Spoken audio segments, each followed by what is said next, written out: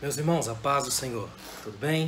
Eu sou o pastor Alan Brizotti e é um grande prazer estar com vocês. Eu tenho certeza que Deus vai falar conosco de um modo muito especial nessa reflexão que a gente vai fazer sobre a questão da ociosidade, uma palavra muito importante num contexto muito perigoso.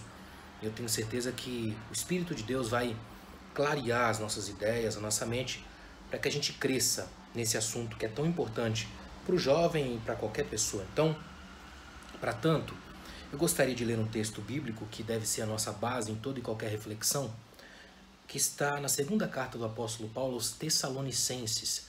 Segunda carta de Paulo aos Tessalonicenses, a igreja em Tessalônica, no capítulo 3 e o versículo 10 e versículo 11 também. Segunda carta de Paulo a Tessalonicenses, capítulo 3, versículos 10 e 11, quando Paulo diz o seguinte, olha que interessante.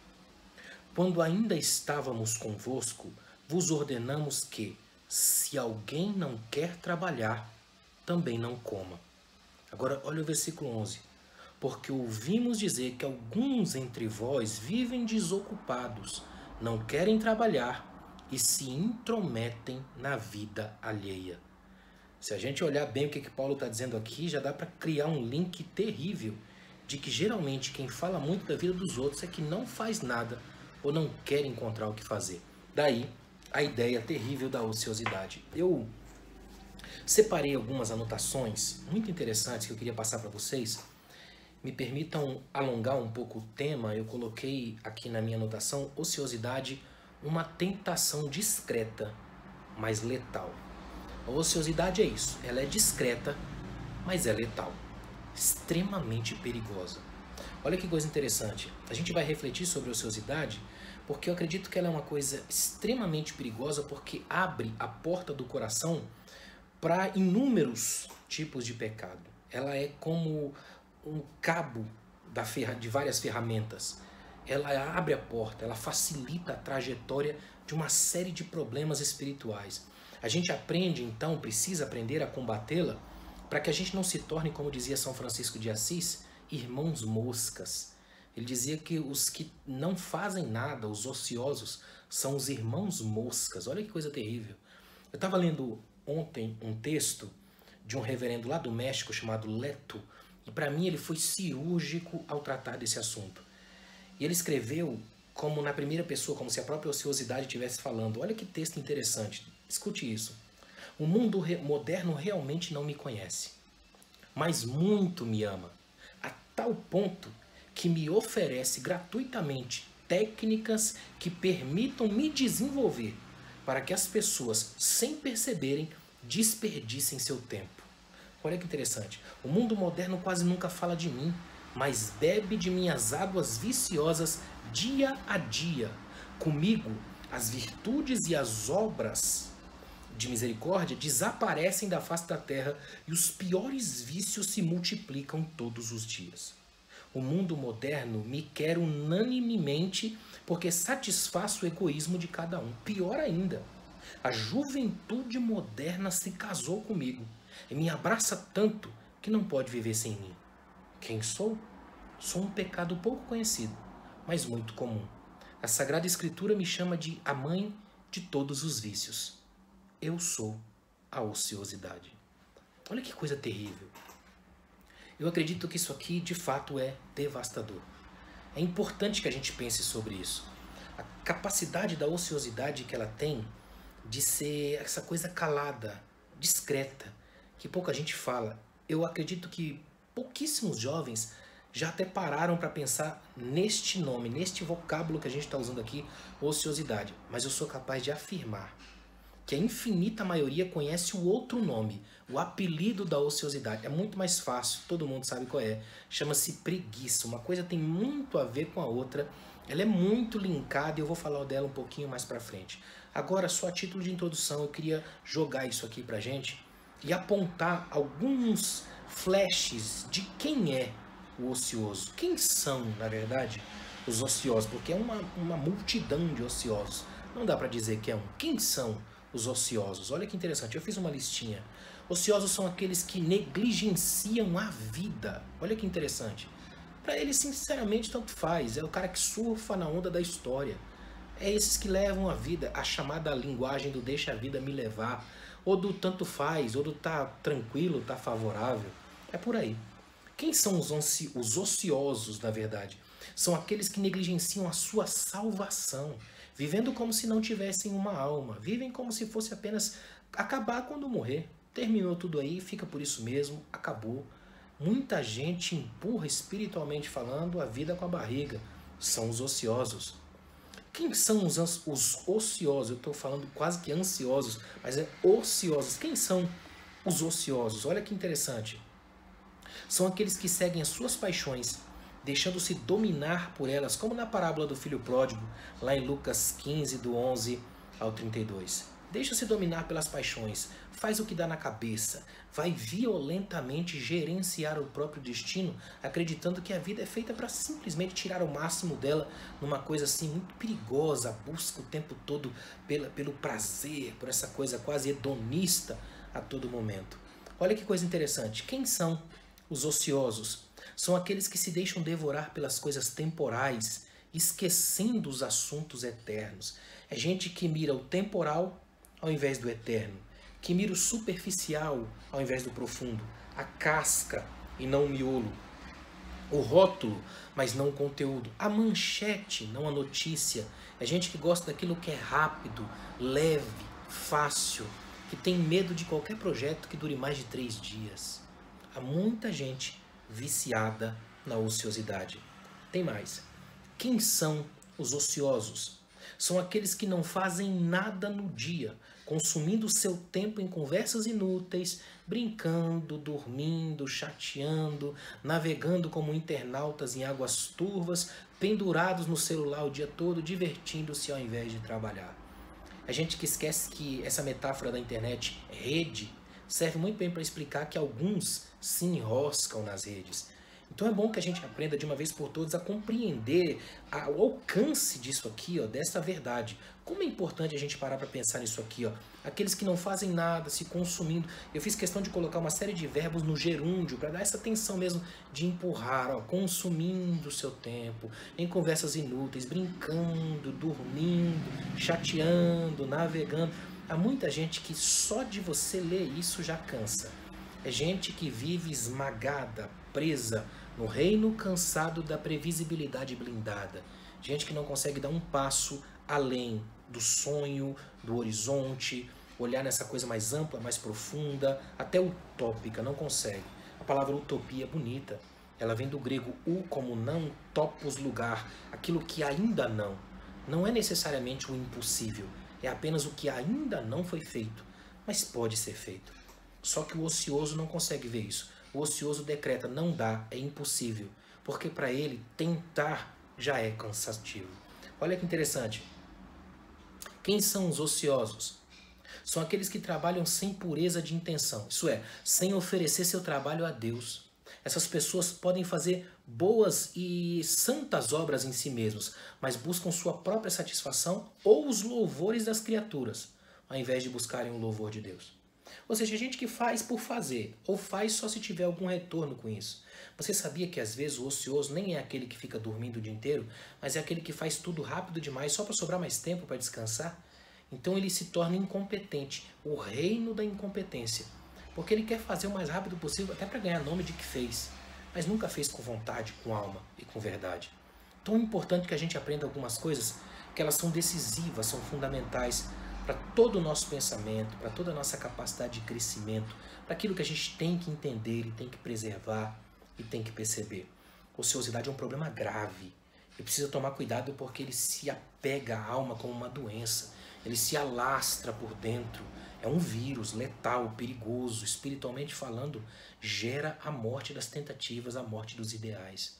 Eu queria refletir com vocês sobre alguns aspectos interessantes desse tema que para mim é tão importante. Então, eu dividi em algumas partes para a gente pensar aqui. Primeiro, pensar um pouco mais sobre a gravidade da ociosidade. Escute isso aqui, ó. A ociosidade é a violação de um preceito divino. Qual preceito? Quando Deus chega para Adão e diz, com o suor do teu rosto ganharás o teu pão. Deus fala isso a Adão. E isso não é uma maldição como muita gente pensa. Isso é Deus dar a Adão a participação no trabalho da vida. É dizer a ele, a partir de agora você vai ser um cogestor, vai gerenciar o processo, vai meter a mão na massa, vai sentir com o cansaço e com o suor a força que é gerar. E obviamente quem faz isso tem a recompensa do seu trabalho. Então quando Deus diz isso, Adão estabelece um princípio, o princípio de que o homem trabalha. Fica até aqui uma dica, eu tenho ministrado muito para casais no Brasil e no exterior, eu vou deixar bem claro para o jovem. Para a jovem, melhor ainda, nunca se case com um ocioso, um preguiçoso. Porque o homem que não trabalha, dá trabalho. Ele é um problema sério. Mulheres que se casam com meninos têm a vida estragada, porque esses meninos não crescem. Eles não procuram uma esposa, procuram a substituta da mãe.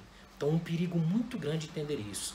Então, olha, guardem o que eu estou dizendo. A ociosidade é a violação de um preceito divino. O preceito de não trabalhar, enquanto Deus estabeleceu o do trabalho. Olha que coisa interessante. Paulo, no texto que nós lemos na segunda carta aos Tessalonicenses, ele trabalha com esse princípio. Dizendo aquele que quer comer, que trabalhe. Se não trabalha, não come. Ele vai dizer para os Tessalonicenses, olha, eu tenho trabalhado para não ser pesado a vocês. A ideia é interessante isso daqui. A ideia que Paulo está colocando é assim, olha, no que eu puder eu vou fazer. Vou trabalhar, vou me esforçar. Eu não quero ser pesado para vocês. A ideia aqui não é que você não deva ajudar nenhum obreiro na igreja, nenhum irmão, não. Mas é que o irmão é que não se deve sentir-se satisfeito em ser um peso para ninguém. Olha que coisa interessante. Esse princípio mostra pra gente que toda pessoa que vive para Deus de verdade é um trabalhador. O que significa que você já pode isolar qualquer pregador, cantor, líder que seja preguiçoso. Que você percebe que está no ministério não porque foi chamado, mas porque se encostou no ministério, não quer trabalhar e sabe que a Bíblia é mais leve que a enxada. É gente que não pesquisa, não corre atrás, não trabalha, não tem um pingo de suor. Passa a vida inteira apenas maquiado para brilhar nos palcos montados pela sua ambição. Quando isso acontece, ele quebra esse princípio divino e entra de cabeça no inferno ocioso da vida. Então guarde isso daqui, ó. Permanecer ocioso é você abrir a porta para todos os vícios. Escute essa metáfora que eu coloquei aqui, ó. A água, quando corre, mantém a sua nitidez, fica clarinha, pode observar. Mas quando deixa de correr, ela fica turva, prejudicial, fétida, pantanosa. Quando a água flui, traz leveza e saúde. Quando para, dengue. Então é muito importante que você entenda isso. O fluir, o trabalhar, o mexer-se, o movimentar-se. A vida é movimento. Quem para morre, cria limpo. É muito perigoso entender isso aqui, ó. Se você não compreende, não capta essa verdade, muito da sua vida se torna apenas uma espécie de ativismo, que é você dar voltas em torno do lugar, a chamada síndrome da cadeira de balanço. Exige até um esforço, mas não te leva a lugar algum, porque a natureza dela é para o repouso, não para o trabalho. Quer ver uma coisa? Quando Sansão luta contra os inimigos do seu povo, ele é invencível, ele está em movimento. Ele mexe, ele vira, ele pega uma porta de uma cidade no ombro, ele luta, ele vence um leão. Mas quando ele para e dorme sobre os joelhos de Dalila, perde a força, as virtudes e a glória. Deixa eu fazer um parênteses aqui. Escutem uma coisa. O nome Dalila, se você pegar qualquer dicionário mais simples de teologia, que não tem lá a importância da profundidade, apenas para dar uma clareza, né? Vai te dizer que Dalila significa desejo e tal. E até é. Só que a junção dos termos acadianos Dal e Lila, Dalila, formando o nome, tem um indicativo antigo de empobrecimento. Dal, aquilo que é pobre. O empobrecimento. O que é Dalila? Dal, empobrecimento, Lila, o desejo. Dalila é o desejo que empobrece. É o desejo que diminui. É o desejo que eu luto para ter, mas quando tenho, ele me faz perder. Exatamente isso é Dalila. Dalila é a mulher que Sansão vai atrás, mas quando chega, se perde. Ela é a última imagem da retina dele quando os olhos são arrancados. Fica para sempre nas trevas de seu pecado a imagética de sua arrogância, a expressão mais perigosa da estética que o levou à morte. Então é muito importante entender essa verdade aqui, ó. Quando Sansão está lutando, ele é imbatível, em movimento. Quando para e dorme, ele perde a sua glória e a sua virtude. A mesma coisa a gente vê em Davi, por exemplo. Olha que interessante. Quando Davi está encabeçando o exército, ele é casto, é doce, é justo, é puro. Mas quando está ocioso, no terraço do palácio, torna-se adúltero, injusto e cruel. Jerônimo, um dos grandes escritores da história da igreja, dizia que uma ocupação prudente é o escudo do coração. Olha que tremendo. Uma ocupação prudente é o escudo do coração. Gente, o texto bíblico de Samuel, quando escrevendo sobre Davi, diz que numa tarde, olha que interessante isso, numa tarde, Davi se levantou do seu leito, enquanto os reis estavam na guerra, Davi se levantou do seu leito e passeava pelo terraço. Olha, numa tarde dormindo. É aquela imagem de gente que dorme de manhã, descansa à tarde e repousa à noite. Davi estava passando por esse processo aí, dormindo de tarde. Aí levantou e foi dar uma volta pelo palácio. E quando você está andando pelo palácio com os olhos sem ter um foco, um ponto de vista, para onde que vai parar? Na mulher dos outros.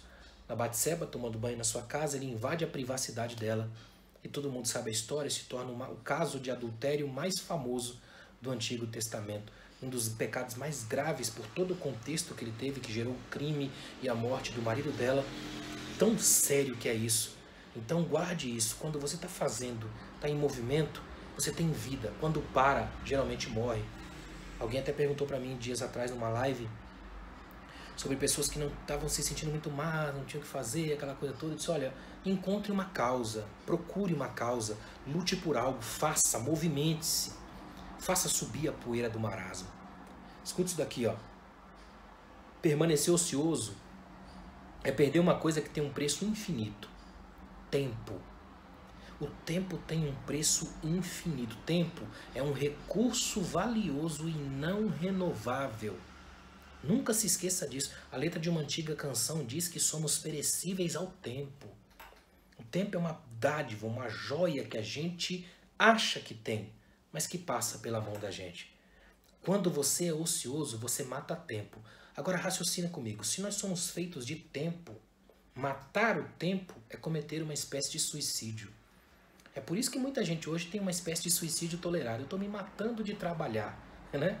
É uma espécie de suicídio tolerado. Porque a gente é feito de tempo. E desperdiçar tempo, matar tempo, é um jeito tolo de cometer um suicídio. Jerônimo, que eu citei há pouco, dizia que o demônio, olha que interessante, que o demônio os encontre sempre ocupados, pois assim não poderá vencê-los. Olha que tremendo. Que o demônio os encontre sempre ocupados, porque assim não poderá vencê-los. Todo mundo conhece o famoso ditado popular, e eu gosto muito de provérbios, os provérbios populares, porque eles são a sabedoria das culturas condensadas. Eu tenho na minha biblioteca aqui um dicionário de provérbios com mais de 10 mil provérbios do mundo todo. E a gente sabe de um provérbio que é famoso, que a mente vazia é a oficina de Satanás. Não sei se é tudo isso, mas que é um princípio de alguma coisa é. Porque quando ela está cheia da mente, a mente cheia da glória de Deus, como vai dizer Paulo, nós temos a mente de Cristo, a gente produz. E se a gente para, alguma coisa acontece aqui e a gente desliga, a gente não consegue avançar. Então, pense um pouco na gravidade da ociosidade. Segunda coisa que eu quero pensar com vocês é trabalhar um pouquinho o discernimento. Discernimento é fundamental quando há qualquer assunto, mas principalmente na ociosidade. Quer ver? Eu tenho um livro aqui que é muito legal, chama-se 6 Sermões contra a Preguiça, que é de um pastor português chamado Tiago Cavaco. Esse pastor é um grande homem de Deus, um pregador excelente, e ele lançou esse livro recentemente pela editora Vida Nova, 6 Sermões contra a Preguiça. Nesse livro, na introdução do livro, a introdução é de um teólogo português também chamado José Tolentino Mendonça, que é extraordinário, fenomenal. E ele faz a introdução, o prefácio do livro. E na introdução do livro ele diz algo que para mim é fundamental. Escutem o que ele diz. Devemos pedir ao Senhor que nos liberte de mal-entendidos. Olha que interessante. Quando a gente vai trabalhar com preguiça, com ociosidade, tem que pedir a Deus que nos liberte de mal-entendidos. Porque foi Ele mesmo que nos mandou gastar tempo observando os lírios do campo, lá em Lucas 12, 27, e preferir a passividade de Maria ao ativismo de Marta, lá em Lucas 10, 38 a 42. É, portanto, necessário especificar o que é a preguiça antes de cairmos na tentação de arrancar com a planta má também a boa. Olha que interessante. É aquela famosa ideia, não jogar fora a criança junto com a água da bacia, da banheira, do banho. Então, é preciso fazer uma junção, um discernimento, uma distinção. Porque eu não posso colocar toda parada, toda pausa no bojo da ociosidade, da preguiça. Em alguns momentos é importante que se pare. Assim como é importante discernir solidão de solitude. Solidão é um negócio perigoso que você pode sentir até no meio da multidão, porque não é a ausência de pessoas, é a ausência de si mesmo. Agora, solitude é quando você tira um tempo para estar em paz consigo mesmo, um tempo de abençoadas pausas. Isso é fundamental. Uma coisa é você parar um tempo para refletir, para se levantar e poder agir novamente. Outra coisa é tirar um tempo sem saber nem por que está fazendo isso. Olha, a gente precisa compreender a junção desses termos ócio e preguiça. A preguiça só é devidamente compreendida quando tomamos consciência da sua dimensão. Escutem bem o que eu vou dizer, que isso fique gravado na sua vida para sempre. A preguiça não é um pequeno defeito de comportamento. Ele é preguiçoso que é mais ou menos, assim, é comportamento. Não. Ela é uma descaracterização, uma diminuição que causa perda profunda do ser. Não é uma coisinha, é algo devastador na alma. A preguiça te rouba, sequestra a sua identidade e a sua subjetividade. A preguiça é quase que uma possessão do vazio. Você se sente vago, tão estranho que se perde ainda vivendo. O Tolentino Mendonça diz uma coisa que é terrível nesse mesmo livro que eu citei, 6 Sermões contra a Preguiça, na introdução, ele diz assim, ó: a preguiça não é, portanto, um problema de organização. Olha que interessante. Na sua raiz, ela é um problema de fé. De fato, aliás, um problema teológico. De fato, percorrendo os textos bíblicos, percebemos rapidamente que a preguiça é tratada como uma patologia espiritual e não genética. A preguiça não é terrível por corroer a nossa confiança em nós próprios. Ela é terrível porque corrói a nossa confiança em Deus. Olha que tremendo. Ora, se afeta na raiz do problema, então deverá ser também colocada no centro da solução. Olha que interessante que é isso. O preguiçoso desconfia de Deus, inclusive. Ou seja, ele não faz nada e joga a culpa em Deus. Porque Deus não fez, ou porque Deus não mandou, ou porque eu não percebi, ou porque eu não sei qual é a vontade de Deus para mim. E entre esse calendário, essa agenda de desculpas, ele não sabe mais nem quem ele de fato é. Então ele joga a culpa em Deus, joga a culpa na fé, joga a culpa na igreja, joga a culpa nas competências. Outros, inclusive, jogam a culpa em não saber quem são, não se conhecer. É aquela famosa pessoa que diz assim, ó, ele se acha o gênio, acima de tudo e de todos. É o primeiro a criticar, nunca faz nada, mas se acha. Então ele fica o tempo todo dizendo para todo mundo, é porque ninguém reconhece meu talento. Olha, sinceramente, se ninguém reconhece o seu talento, já parou para pensar que talvez você não tenha talento algum? A não ser o de criticar tudo e todos? E é importante lembrar que Deus não acha quem se acha. A Bíblia diz que Deus acha aqueles que o procuram. E quem o procura vai pela via da humildade, do esvaziamento de si. É importante se lembrar disso aqui. Ó. A preguiça, escute o que eu vou dizer. A preguiça esconde o orgulho disfarçado. É interessante isso. Por saber que é impossível você fazer tudo, muita gente se esconde sob a desculpa do não fazer nada. É interessante isso. Há muita gente dizendo, bom, eu não tenho como fazer tudo, então também não faço nada. É gente que se esconde, habita os extremos. São os habitantes dos extremos. Não vou fazer tudo, mas também não vou fazer nada. E por isso ele vai se deixando levar nas águas do próprio marasmo. O texto bíblico de Provérbios, o livro de Provérbios, no livro de Provérbios, o preguiçoso, o ocioso, ele é uma personagem corriqueira, está sempre aparecendo por lá e usado o tempo todo como um contraponto ao seu oposto, que é o sábio. É interessante isso. Na mentalidade de Salomão, nos Provérbios, o oposto do preguiçoso não é só o trabalhador, é o sábio. Aquele que sabe o valor que tem e o valor de suas ações. Olha que interessante.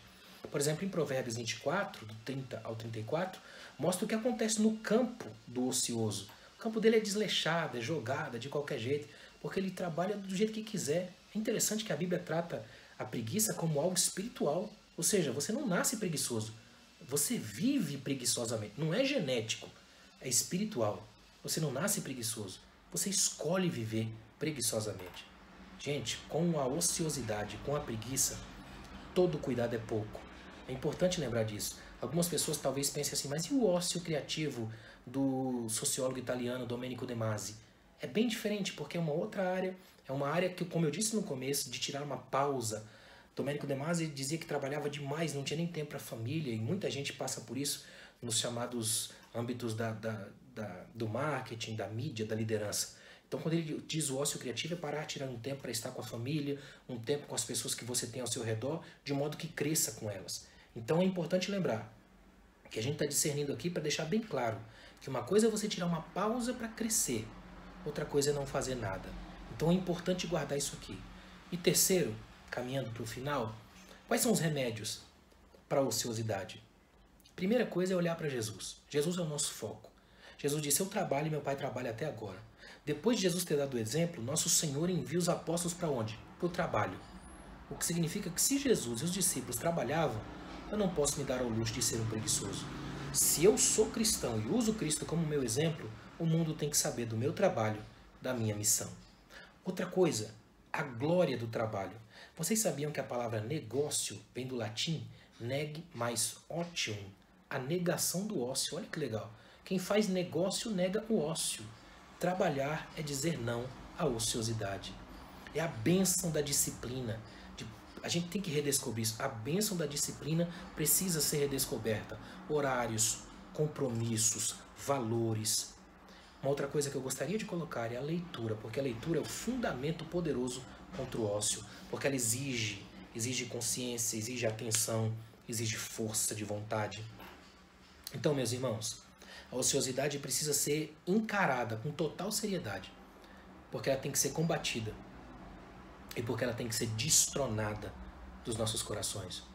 Como é que a gente faz isso? Imitando a Jesus.